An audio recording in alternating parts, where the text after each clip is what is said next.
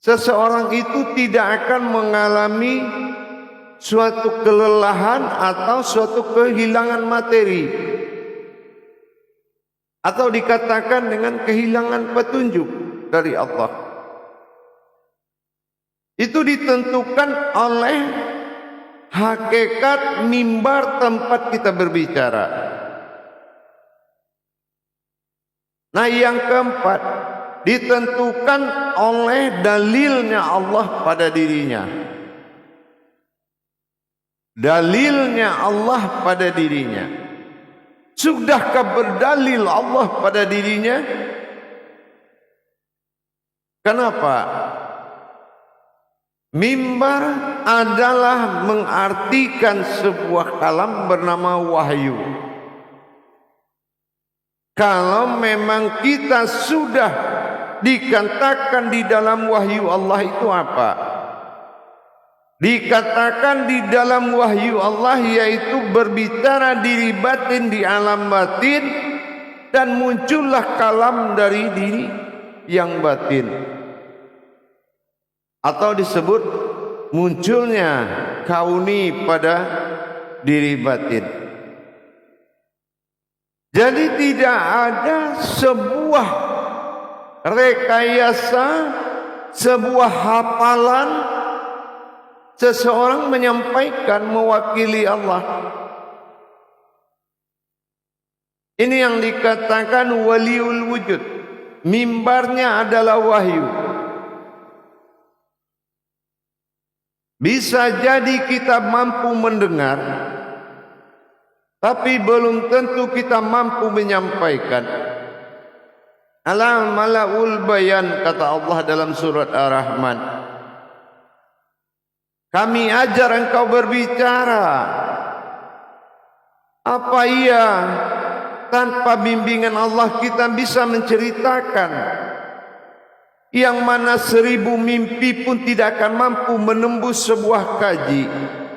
Kalau dimimpikan kita tinggal enak, kita tinggal bisa bicara apa saja. Mimpi pun tidak akan mampu mencapai yang hak tadi. Akhirnya itu butuh izin dan ridha Allah dalam la maujudun illallah. Mana hakikat mimbar itu sebetulnya?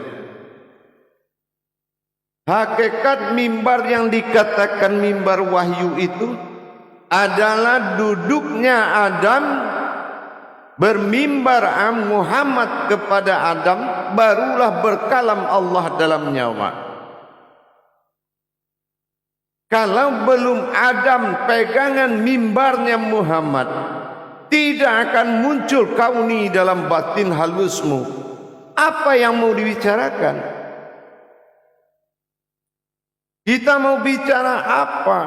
Kalau ternyata syarat mimbar tadi, hakikat dari mimbar itu tidak berdiri pada diri kita. Hakikat mimbar itu tidak hayat dalam diri kita. Yang duduk siapa? Yang bicara siapa? Nah, inilah yang dikatakan mimbar, berartikan wahyu. Kita lihat banyak para sahabat dan kerabat kita di dalam menyampaikan amanah Allah butuh pertolongan buku.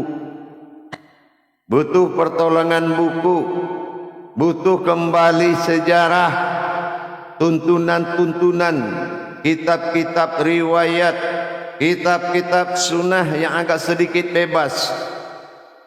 Coba kalau kamu bisa menjadikan satu huruf menjadi satu kata menjadi satu ayat menjadi satu kitab, satu surat menjadi satu kitab. Gamblang penyampaian. Kenapa? Bunga itu ditanam memang butuh dengan syaratnya yang normal. Bertanam dulu dari semaian bibit sampai dia menjadi tumbuh menjadi pohon. pohon tumbuh menjadi ranting, ranting itu tumbuh melahirkan daun, daun itu melahir menciptakan dan menyembunyikan buah. Akhirnya sempurnalah dalam hidupnya. Begitu juga kita dalam menanamkan ilmu di dalam diri, menjelang dia bisa tumbuh menjadi normal sampai menghasilkan buah yang dikatakan nikmatnya. Tidak akan ada kemampuan kita sedikit pun masuk di dalam itu. Begitu juga dengan para sahabat dan kerabat kita yang dalam melakukan syiar.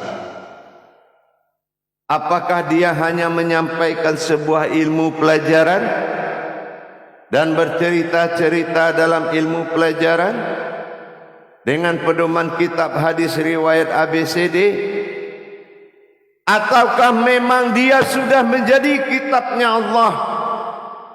Mana kitabnya Allah? Itulah kodrat-kodrat dalam dirinya, sama basar kalam hayat, kodrat iradat ilmu. Nuru alal nurin izzatin wal batinu wal wujubu alal sirun. Semua kodrat-kodrat mulai dari nur, mulai zat batin semua al batinu. Begitu juga dengan Al-An'am, Nas, Al-Fatihah, Bismillah, Hu Allah, Sin, Nas, Ba, Alif, Sin. Apakah Al-Quran itu sudah hayat di dalam diri sebagai arasnya Allah? Kalau memang peradaban yang bertausiah, yang menyampaikan, yang mencari enak-enak saja, bukan dari Allah. Dari Allah itu bukan enak, tapi nikmat. Nikmat apa? Dari takut mati malah mencari mati. Dari takut miskin malah minta miskin lagi. Karena di dalam miskin itu tempat bersembunyi kekayaan. Dari kesenangan takut selama ini dengan musibah, akhirnya mencintai musibah, karena musibah itu membawa sebuah nikmat, sengsara membawa nikmat. Tidak mudah wahai saudaraku, tidak mudah menjadi wasilahnya Allah. Tidak mudah sekali. Kesulitan yang tinggi adalah kebenaran yang tinggi di dalam diri. Apakah memang kita sudah menguasai? Setelah menguasai, apakah pernah menyaksikan, pernah mengenal dan merasakan dalam perjalanan tajalinya?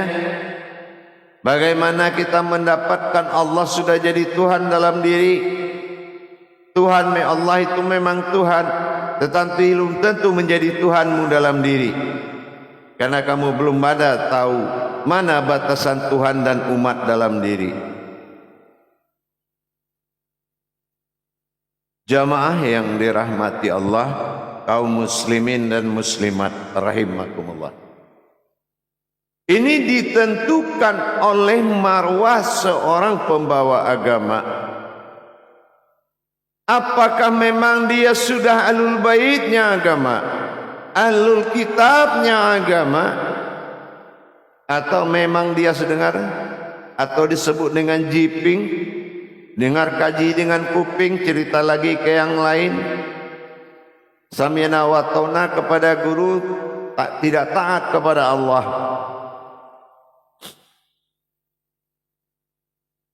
Inilah mawjudullah adalah al-wali Allah. Wali Allah itu kodratnya sudah wajibul wujud, waliul wujud, wahidatul wujud. Dia sudah wajib Allah wujud dalam dirinya, waliul wujud, maka wajib dia mewakilkan Allah kepada umat. Dan wahidatul wujud, wahidatul wujud, dirinya adalah satu dengan Allah. Cuma hanya perbedaannya, satu jatuh kepada makom ketuhanan dan satu jatuh kepada makom keumatan. Hadirin jamaah yang dirahmati Allah. Kita lihat sebahagian dari teman-teman saudara-saudara kita yang sedang melaksanakan syiar.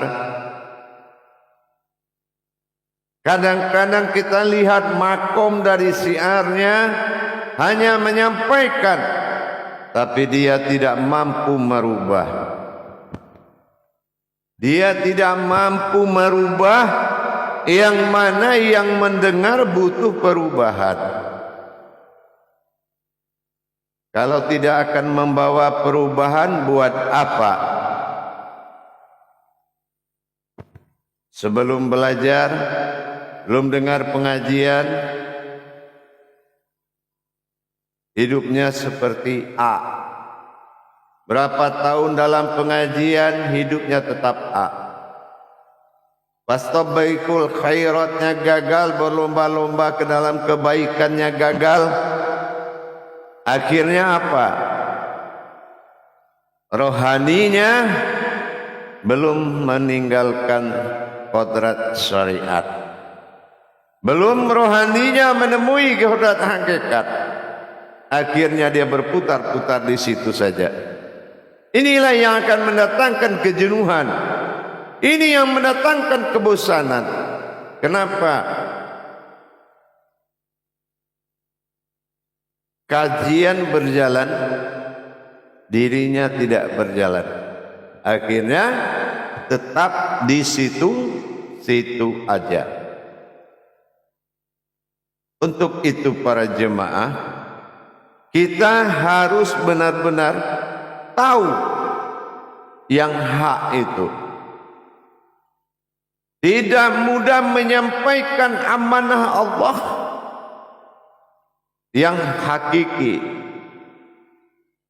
Kalau hanya kabar gembira berupa syiar, belum ada lahir ustadz itu, orangnya sudah banyak yang lahir dan dinasihati orang tuanya. Tapi yang belum pernah dia dapati apa? Seseorang yang menuntun dirinya kepada Allah. Seseorang yang menuntun dan membawa dirinya kepada Allah. Tentunya dalam bermukasyafah dalam ibadah. Ini juga menjadi suatu persoalan. Jemaah yang dirahmati Allah. Untuk meningkatkan ke arah itu, tentu kita harus tahu bagaimana kita bisa menjadi mimbar. Mimbarnya siapa? Beribadah Muhammad, berkalam Allah dalam nyawa. Nyawa wujud dalam batin. Maka dari kauni muncul mutakallimun dan bertakbir di kalam.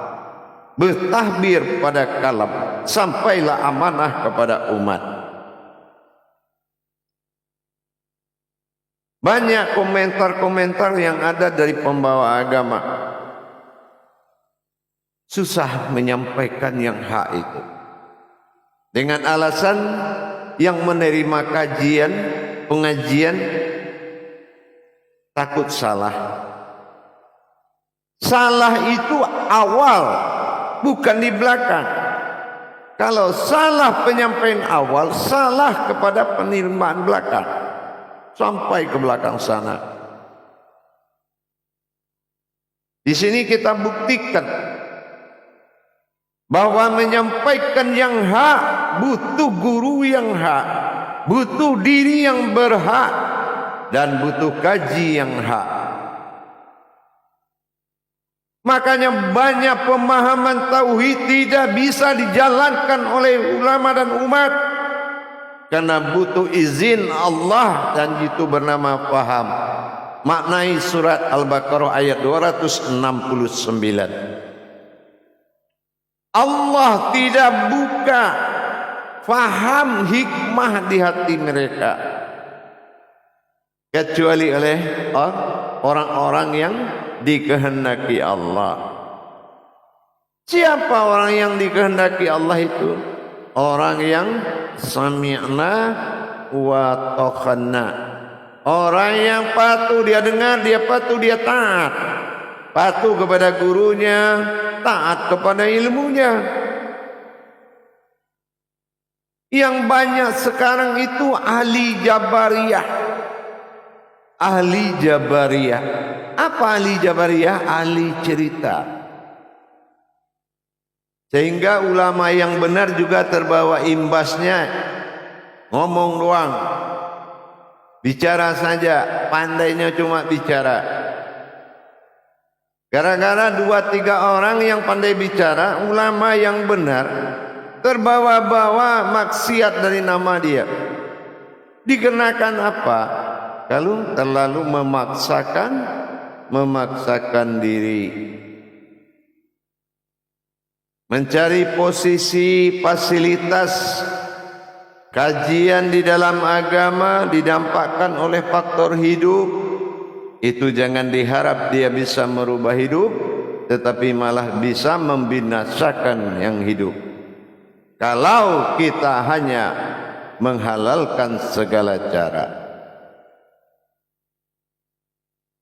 Para jemaah yang dirahmati Allah, mari kita berdoa bersama-sama kepada Allah. Mudah-mudahan orang utusan-utusan Allah itu adalah orang-orang yang telah dibekali paham, telah dibekali derajat, telah dibekali ilmu, sehingga sampai ke aras Allah kajian dan bertabur berupa hidayah kepada umat.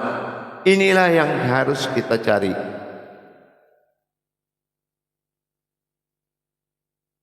Maka dari itu para jemaah, para hadirin dan pemirsa sekalian YouTube Buya Pasaman Timur, mari kita cari perubahan. Mari kita cari yang hak. Sudah tua dan sudah lama kita dalam hidup. Harusnya sudah ada peningkatan ketuhanan. Jangan kita melihat ada orang beragama tapi tidak bertuhan. Maka kita harus benar-benar meningkatkan kualitas agama kita dengan belajar. Apalagi kita tidak mendapatkan marwah mimbar tadi. Marwah mimbar itu berdirinya ilmu yang hak disampaikan oleh ulama yang hak dan diterima oleh murid yang hak.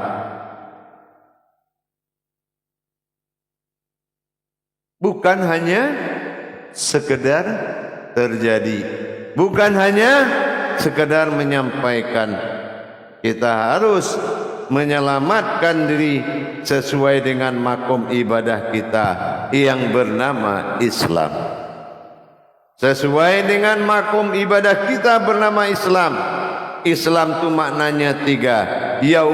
Yauma ulitu, diselamatkan kehidupan kita di dunia. Yauma mumitu, diselamatkan kematian kita dalam sakaratul kepada Allah. Dan diselamatkan yauma absawaya, diselamatkan pertemuan kita kepada Allah. Diselamatkan kita bertemu dengan Allah, tentunya dengan mengetahui derajat dan rahasia-rahasia Islam dan hakikat-hakikat yang hakiki di dalam belajar. Memperbanyak pemahaman hakikat dalam ilmu tauhid, mentauhidkan diri kepada Allah dengan hak. Itulah mimbar. Kalau kita berbicara di luar, dimanapun kita berbicara di rumah, jangan lupa mimbar, mimbar dan mimbar. Dirikan mimbar. Bermimbar Adam, Muhammad kepada Adam, berkalam Allah dalam nyawa. Itu mimbar. Wahyu. Karena Adam berwujud kepada nur, Muhammad berwujud pada zat, dan kalam berwujud pada kauni, yaitu Rabbani batin. Maka sampai dia kepada umat. Dijamin sampai kepada umat. Tapi kalau yang bergerak dan berkata ini belum berhak, belum hak, maka tidak akan sampai kepada arasnya Allah. Maka arasnya Allah tidak menurunkan berupa petunjuk, berupa keberkahan, berupa hidayah. Dengan kita meningkatkan pemahaman, belajar bahwasan mimbar itu adalah wahyu, bukan tempat podium berbicara. Jangan samakan podium itu dengan mimbar. Ingat, hakikat dari mimbar itu adalah wahyu. Hakikat dari wahyu adalah kauni. Kauni mutakalimun, takbir berupa kalam. Inilah kodratnya harus rabbani, nurani, rohani dan nurani.